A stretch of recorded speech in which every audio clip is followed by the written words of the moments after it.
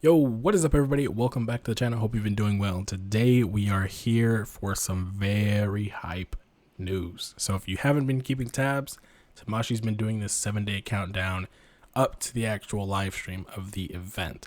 So there's going to be a total of 22 items. And as you can see, we've already kind of been going along the day so far, with the first one being a Kaiju No 8, Saint Seiya, and something from Gundam, and then kind of continuing that trend with other stuff that is not SHF related.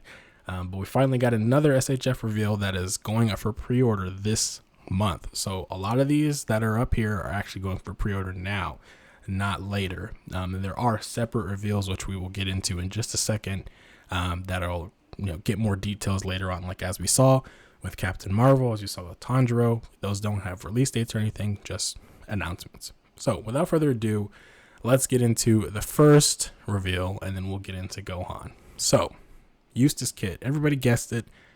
Yeah, it turned out to be him. I really like what they're doing with him so far, just based off of like looking at this, right? I love the hand. There's multiple points of articulation across it, and that's going to be really cool just to kind of pose a big hand like that. That's almost like if you bought one of those HasLab figures, right? That has, it's a big figure, almost like half your size. And you can articulate it in many ways. So very hyped about that. And it actually kind of gets me interested about if they do Frankie, because, Frankie after the time skip he's so big, bro. Oh my God. Like, I don't know how they're going to do that figure, but he's just huge. And considering we have a first, like, kind of look at a robot arm, this is interestingly how I would think that they do it, just because you can get a lot more posability out of it. It's just a lot more options. But as you can see here, he is just a bulky guy, and I'm very curious how this is all going to work out. Of course, the One Piece line can get that rep of great looking figures, but don't play well. That is like its tagline right now. Great looking figures that don't play well.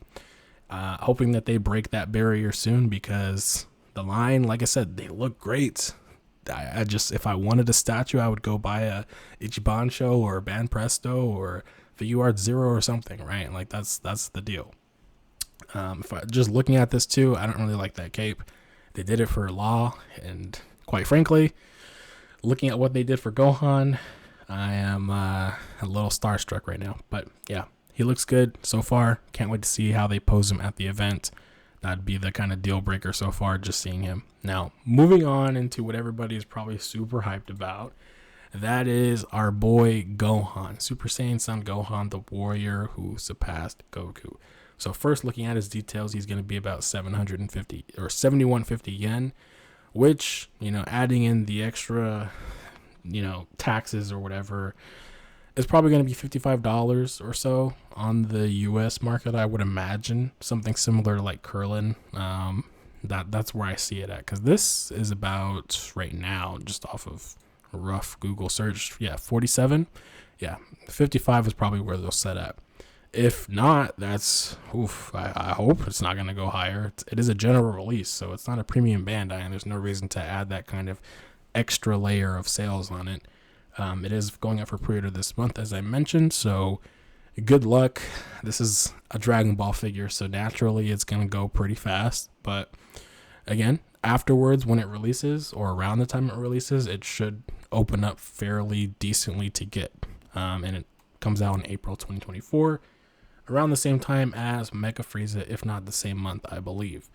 Now, scrolling down here, I'm going to briefly mention this and then go back to the bottom, because these things will go in tandem with what I'm about to say.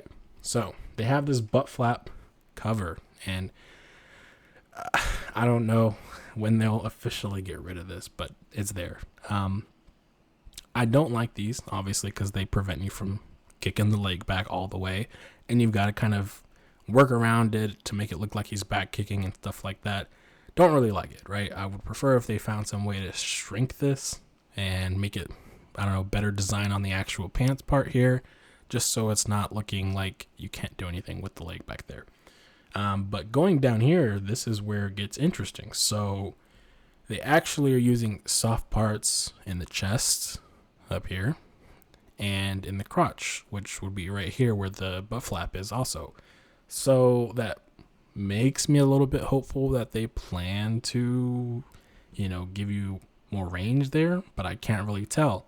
I believe the LSSJ Goku that's coming out this month is doing what they're kind of teasing here with this Gohan, so maybe we'll get a better idea of that, with him. And depending on how shipping delays and stuff are this month, maybe we'll get to review that soon.